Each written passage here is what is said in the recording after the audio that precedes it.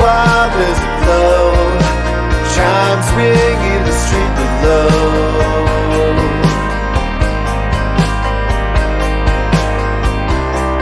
For the light of love to be found, only to be lost again. Within you it hides, you hold back the road,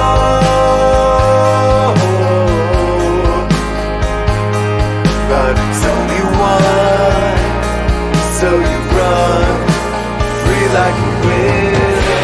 In the dark, felt you near, through the storm. I couldn't see, only to come back again, only to come back again. In a little town you'll appear, chasing someone's tragedy.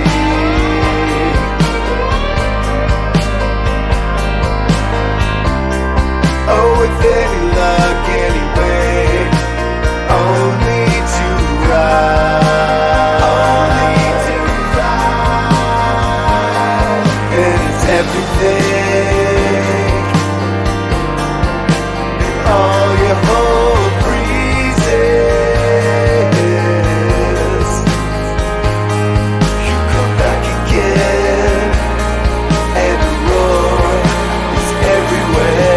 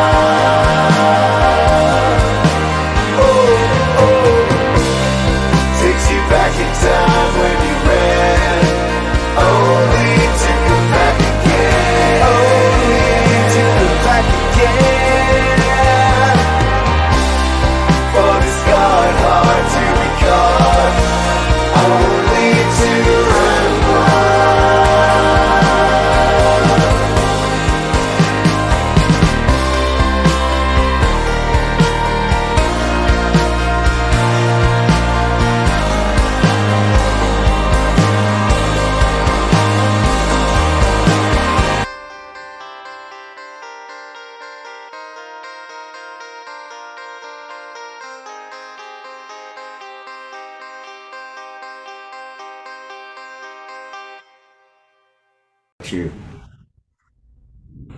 Yeah, got it. I don't see you yet. Well, hopefully that gets fixed. Am I doing anything wrong on my end? That's Let me see. Let's see.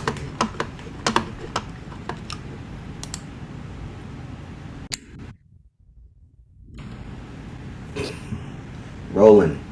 Welcome back to A Little Bit of Synergy, Season 4, Episode 1. Yes, we're back.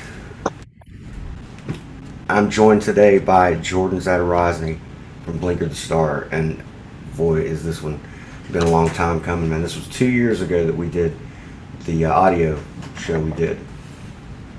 I remember that. I think I was sitting out by the fire pit or something. Yeah, man. That is my number 6 listened to episode of all time. Oh. Yeah. Cool. Well, I'm glad you came, man. What's new this morning? I'm glad to be here. I live out here on the ranch, and so I'm like, I pay a lot of attention to the weather, of course, and it's just been like unseasonably humid and damp and rain, and nothing quite dries, and everything's overgrown and Irish. And like, I quite like it. Kind of suits my temperament. Sunshine's nice and stuff. I love the sunsets and everything, but like, I like this during daytime hours. I find that without the sun, it's like less oppressive and it's fun to kind of move about. Yeah. Yeah, I just switched to day shifts after working 3 years of nights about 2 months back, and I reclaimed my days and I reclaimed my evenings, and that was a nice shift. Oh, like that. Yeah. Yeah, man. It extends mosquito season, though, I feel. For sure. Oh yeah, they're monstrous down here. Oh god.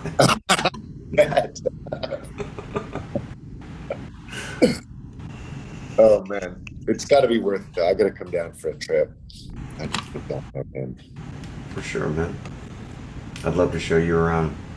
Oh, it'll be fun. Yeah.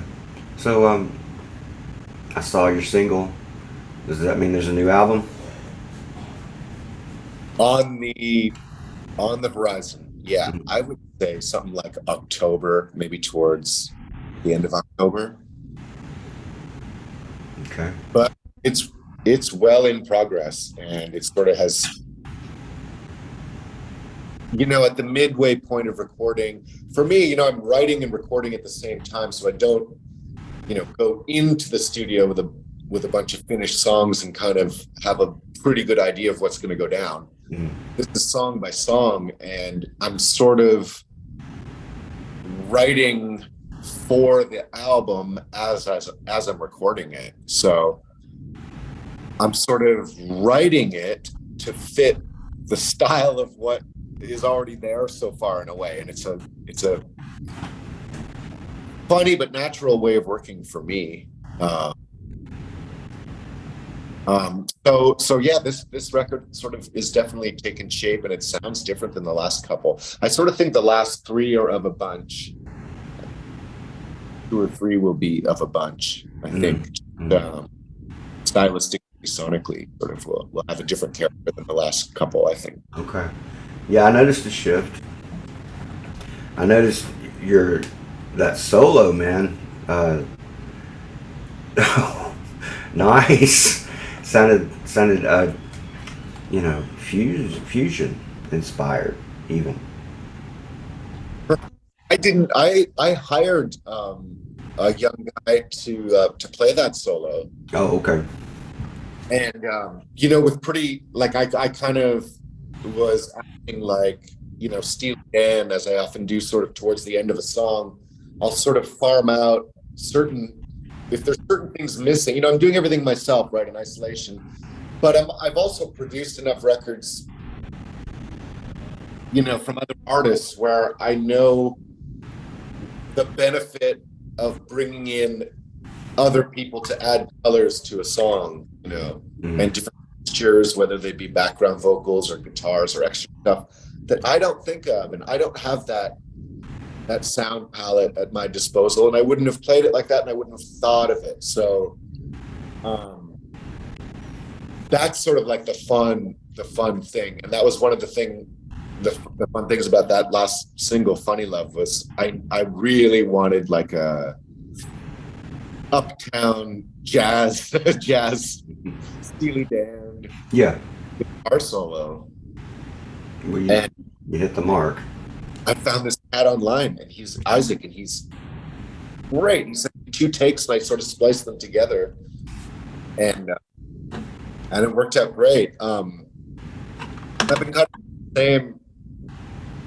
Well, not the same, but certainly for the new stuff that's finished is my pal Paul Demore and his wife Gildan Tunador have been adding guitar and vocal textures, which is they sort of both like have really responded to this new batch of songs, you know, which is a little bit more like I've really been bathing myself in like Susie the Band, really coming out, and it's like it's a comfortable place for me to be in, but it's like it's just a different, you know, it's a different set of colors. So Paul and Gildan have been really supportive of this batch of songs and have been overdubbing some really cool stuff on top of it, which is also giving it sort of a different flavor than previous albums too. That's amazing. I love Paul Demore's work. You know, the love we talked about last before.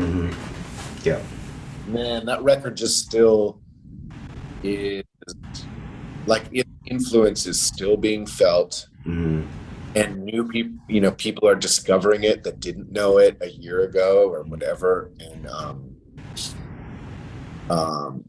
yeah, I'd love that record to get like a real kind of proper re-release with maybe some new liner notes with some context and stuff. Like I kind of have my own context for that album, and it was so massive because it sort of came out right when I moved to Los Angeles, and all of those people that worked on the Lusk album, you know, factored so hugely in my life over the next couple of years and decade, and still cross-pollinating, you know. Yeah. Even though we don't live as close. So I kind of gave Paul a nudge a couple months ago. I was like, you know, you need to realize how important this record is. And I'm kind of speaking not only as a fan, but as like someone who sees music being made every day. And I can kind of identify these sort of, you know, these trends that sort of begin and sort of, it may take decades for certain bands for their influence to be totally felt. Look at Slow Dive right now.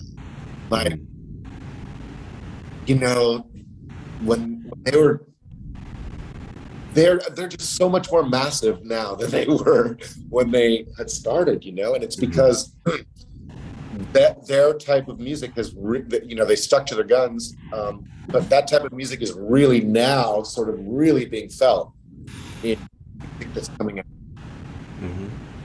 Okay. So my professorially analyses of current music trends. But anyway, the Lusk album is like definitely one of those records that its influence is still being felt and people are still discovering it. Yeah. You know what I discovered this past year? What's that? Fearsome Engine. Oh yeah, man! I worked on some of that. Get out! Did you really? Yeah. Oh, I love that. I think I might still be left on some of that because those songs were sort of, Paul had those percolating, and he had me up to his place a few times, and he came up to Pembroke actually way early when I opened the studio. And yeah, I remember overdubbing on that batch of songs that he had. It's so good. It is amazing. I love it. Yeah. Yeah, it's another hidden jewel, like Replicants, like Lusk, you know. Yeah, absolutely.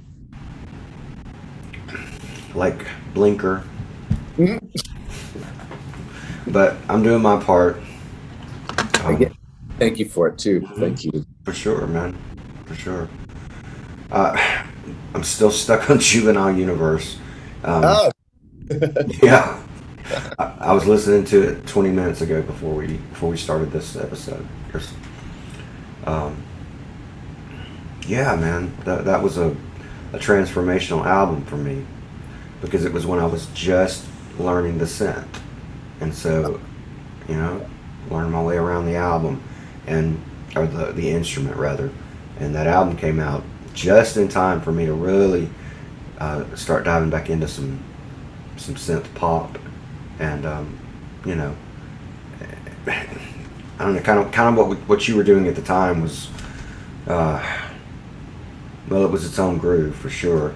It pulled from eras that were just, here's a little Genesis, here's a little King Crimson, here's a little what did we say last time? XTC, you know, just a broad myriad of influences that was really fresh, and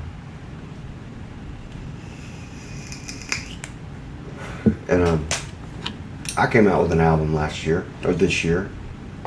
Yes. Did you get a chance to hear it? No, I have not, and it's my own fault for letting it go. But I'm putting it now back on my radar, buddy. All good, man. Tell All me good. about it.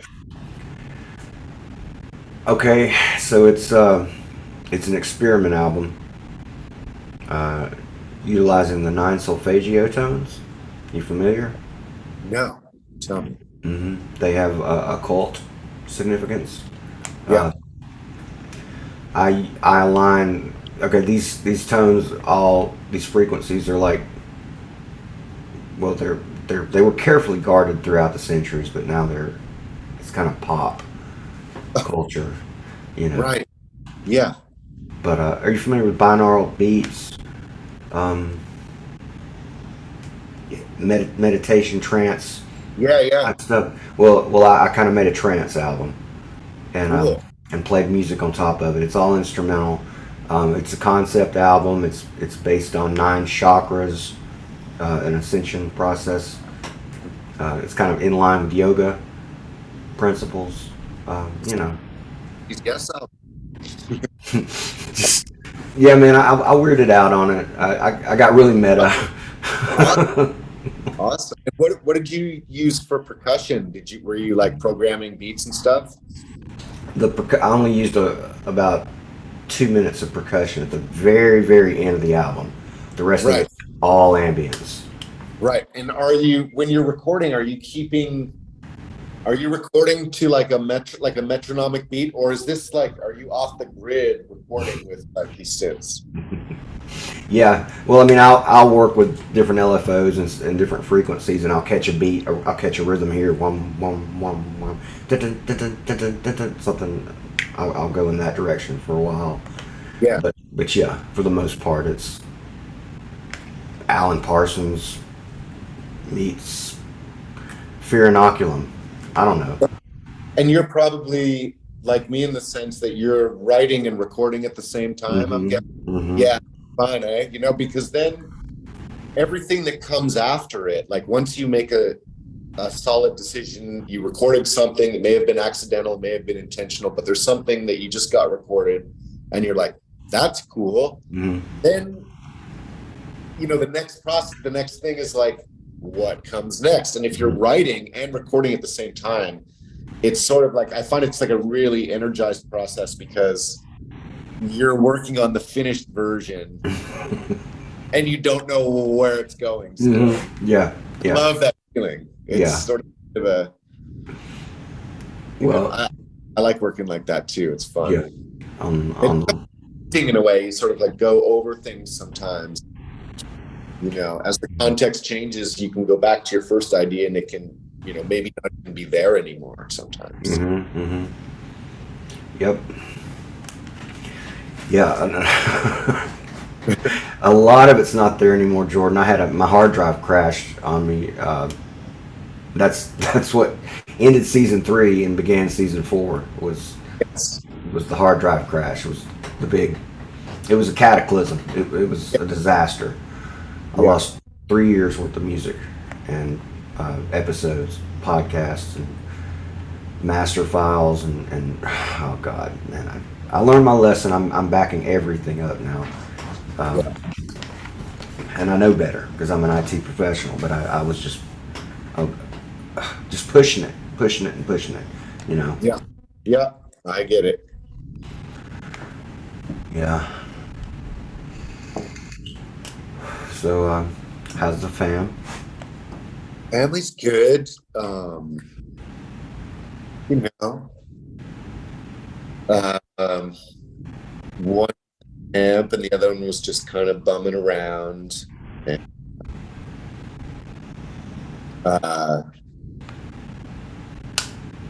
yeah, everyone's good here on the ranch. It's just feels like a nice slow summer. So Mm. uh, I like to keep my expectations low in the summer, and then I'm always just pleasantly surprised every day how much I like it. I can't imagine your summers being as brutal, but I don't know. Evidently y'all are on fire up there right now, aren't you? Well, there was, I guess, still are fires. Just in this region here, it hasn't since the rain started like a week ago. I haven't seen any smoke, but it was like what did my friend just like it, the, the air was thick here for over a week, and then there was a break, and then it came back. But like the smell, my friend my friend described it as the smell of shitty barbecue.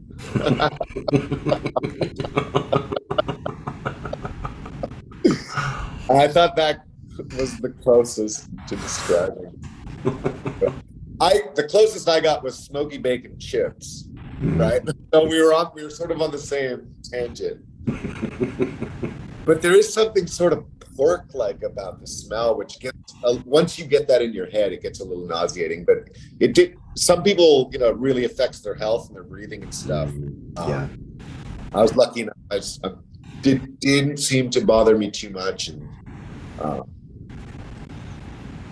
but yeah, it's back to being like swampy again. Yes. Suits me. Yes. Suits me. Well, you would love Florida. I know. I love that oppression. I like the humid, oppressive.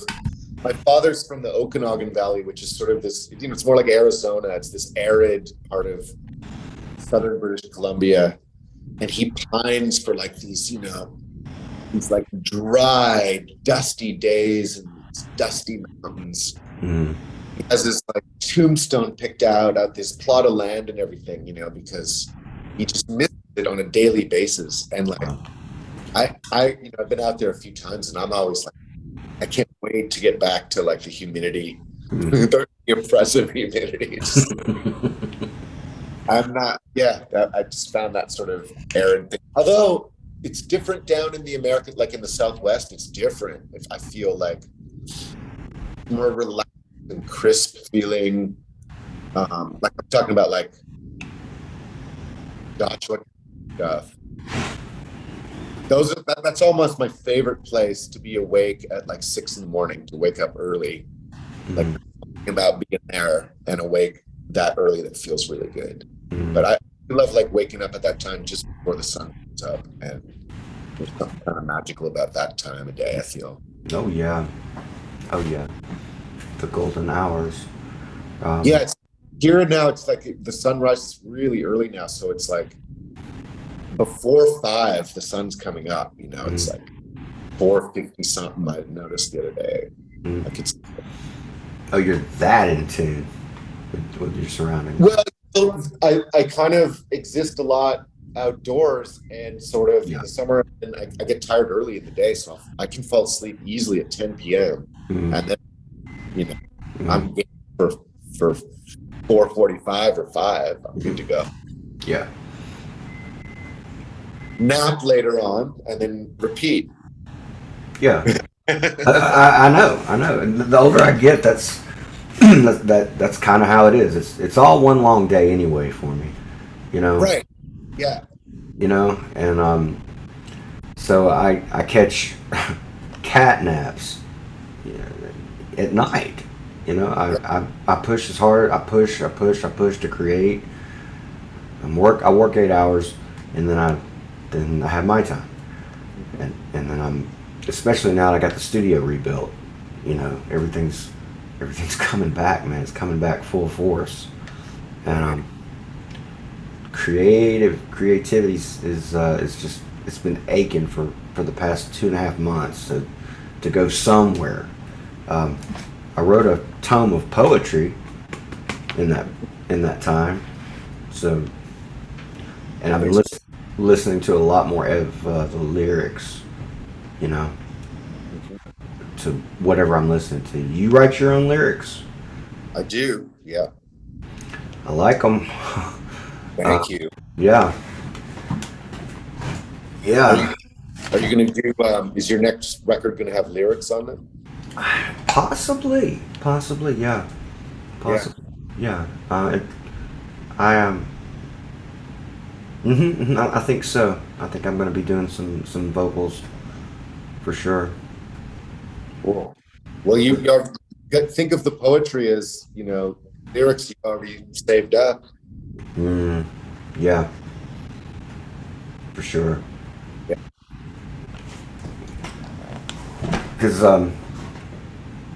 because there's an alchemy there too. You know, lining up the lyrics with with what you're trying. You know, with what you. Uh, It's easier to do one and the other, but not one then the other. mhm. At least that's been my process. You know. Yeah. Yeah. I always write the lyrics into the music, so music idea will always come first, Mhm. and I kind of slide the lyric into the music to make it fit and make it. Yeah, to me, you can't separate. I mean, you can obviously separate. Obviously, there's beautiful lines that you can be read in your poetry that have been written in music, but at its maximum effect, that combination, it doesn't have a word, Mm. this, but or effect, the effect of the combination of the meaning, context, vibe of the lyric in conjunction with the music. So you take a mean old song like Every Breath You Take by the Police, if you read that on paper, that shit doesn't really translate Mhm. into a strong feeling, a strong emotion in the listener. Mhm. With the music and the nuance of the recording and how he sings it, and the emotional nuances in the performances, Mhm. and the reverbs and the compression and all the stuff working together, and the lyrics, that is a whole different experience. Mhm. It's a cool thing when it works really well. It's a cool thing when you can read a lyric that maybe isn't that profound without the music, and then in conjunction with the music, it becomes profound. I like sort of identifying those things. It's kind of fun. Yeah. That's the point, Mhm. Purple Rain, even. It's like, Yeah. Yeah. I just I just like it when they ring true in life. oh, yeah. Because one of yours rang true for me. Like when the hard drive went out on my system and the studio went down. That was strike. That was like bam. And then like a few weeks later, one of my best friends passed. Oh, oh. Bam, strike two. You know what I mean? And all I could think was, it's been a while since you felt what it's like on the rails, Tony. You know. Oh. Well, yeah. I mean, I kind of like do that moan, but it's like even on the recording, like at the end of it, I go, It's like, Why? Why'd I say that?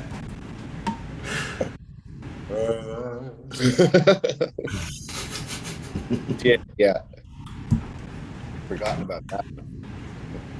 Oh yeah, yeah.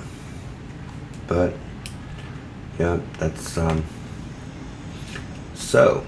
The last time we spoke, we were supposed to be promoting your album Arista, and we never got to that.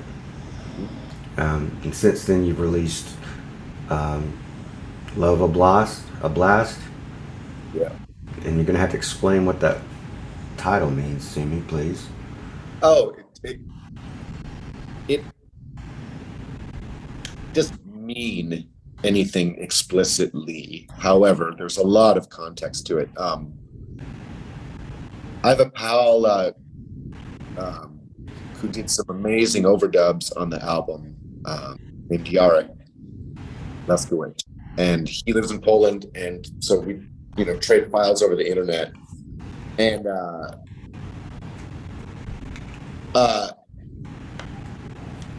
we both are capable of just sort of like spending an hour or two just kind of riffing ideas back and forth or stuff like that. And sometimes, when you're texting with someone that you're comfortable with, you can do a little wordplay or whatever. Okay. And he and I were just like kind of goofing on stuff. And then we're goofing on another title. Oh, yeah. I had misunderstood something that he was saying to me. Oh, what was it? Love Escape. Love Escape. Yeah, I had misunderstood, and he had written the words Love Escape. He said, he meant to say, I love the movie Escape from New York. Okay. It's a good movie. I looked at the text and saw Love Escape. I think they might have been both capitalized, and I was like, dude, that's a cool title. 15 minutes earlier, I was asking him, I was like, because I noticed that Russia and Ukraine are the only two countries that divide their provinces or states or whatever territories into what are called oblasts. You guys call them states, we call them provinces, they call them oblasts. So I asked Yarek, I was like, do they have oblasts in Poland? And he was like, no. But they have something way cooler sounding. They have it, do you know, they're called voivodeships. No! Yeah. What? Yeah. Oh my God. Voivod. I was like, I love Voivod. That's dividing of territories name there ever was in the English language, at least. that is a cool name. A voivodeship. So he said, no, hell no, we got no oblasts here. And then he said, Love Escape. And I went, that's an amazing title. And then he came back with Love Oblast. And I was like, do you mind? And he was like, really? I was like, yeah. So Yark came up with the title. Okay. Like that. And now the world knows. Thank you. More podcast gold. That one has a wonderful recut of Touch that you did. You had originally did that with Digital Noise Academy. Is that right? DNA. Yes. With Ken Andrews and Emmanuel. Can't remember her name. Okay, so on my version, it's me and Emmanuel Bois doing the vocals. On the original version, it was Charlotte Martin, who yeah. he wrote the song with a very talented dude named Terry Borden, and I believe the music to the bridge was written by my Shilium bandmate Filippo Gaetani. Okay. So it was those three people wrote it. Charlotte originally sang it on the Digital Noise Academy album, and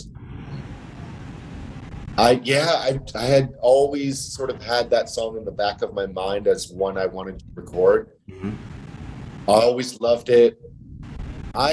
Even though I wasn't really involved in the original version, I remember kind of fighting to have that song included on the album. Mm-hmm. Yeah, it's a good album. It's a good song. It's a good album ender.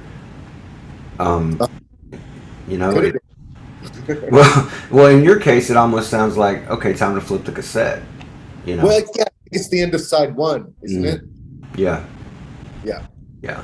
When it comes out on vinyl, I think it divides pretty neatly right there. Nice. Yeah. Were you involved in the lyrics to that song? Not at all. Those are all Charlotte Martin's, and they're amazing. They are.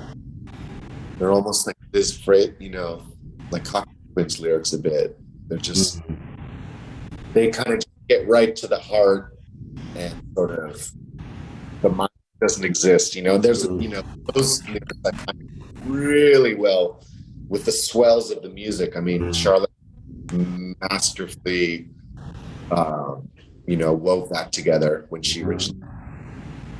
Yeah. Incredible. Yeah. Incredible. Love that cut. Mhm. Um, what else? I saw where Ken was. I saw Ken Andrews. He reemerged today on YouTube. Which, Oh, okay. yeah, he had an update, a failure update. Oh, I gotta watch it. Yeah.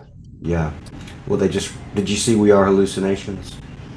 Not yet. Oh, that's an emotional experience Okay. for sure, man. Ooh, that is because I didn't get to see them when they came through in. They came through Birmingham last on this Wild Type Droid tour, and Yeah. I promised Kelly I was going to be at that show, but couldn't make it. Life got in the way. Yeah. But yeah, they just released that on Blu-ray. I I'm thought. thinking about picking that up. So what's on the horizon, man? Besides, you got any side projects or anything else we can promote? Um. Um. Well, Filippo and I, as Shilum, we just put out our third album a couple weeks ago. I guess about a month ago or so ago.